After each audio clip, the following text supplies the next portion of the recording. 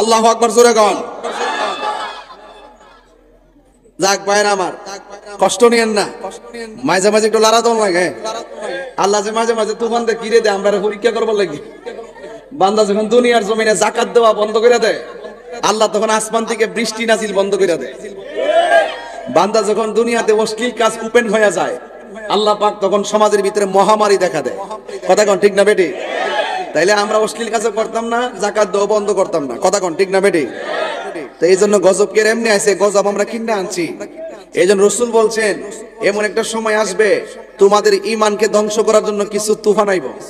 নূহ নবীর আমলে নদীর মধ্যে তুফান লাগছে, সব ডুবে মরছে। আর তোমরা মানসুপি হায়েনাদের তুফানে তোমাদের ঈমান মরে যাবে।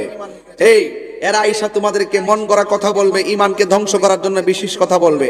এখন অনেক সময় ব্রাহ্মণ হাতে মানুষ বয়া বয়া কইবেন, এই হুজুর কই এই কথা, তাহিরি কই এই কথা, আমরা জামুকো।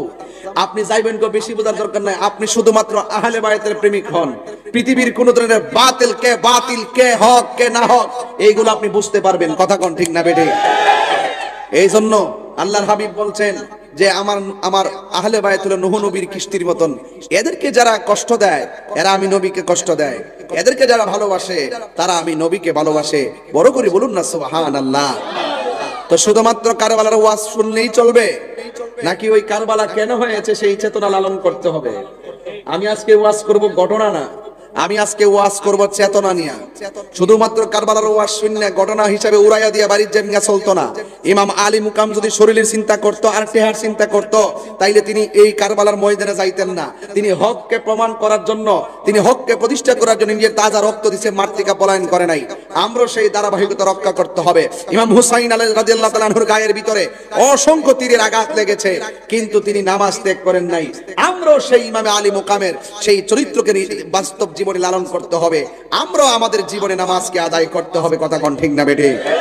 ইমামে আলী মুকাম কখনো ইয়াজিদ পন্থীদের সঙ্গে আপোষ করে নাই।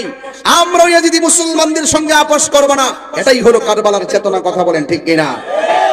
আমার যুবক ভাইরা, আসুন একটু সামনে গিয়ে দেখি আরো কি কি আছে সামনে।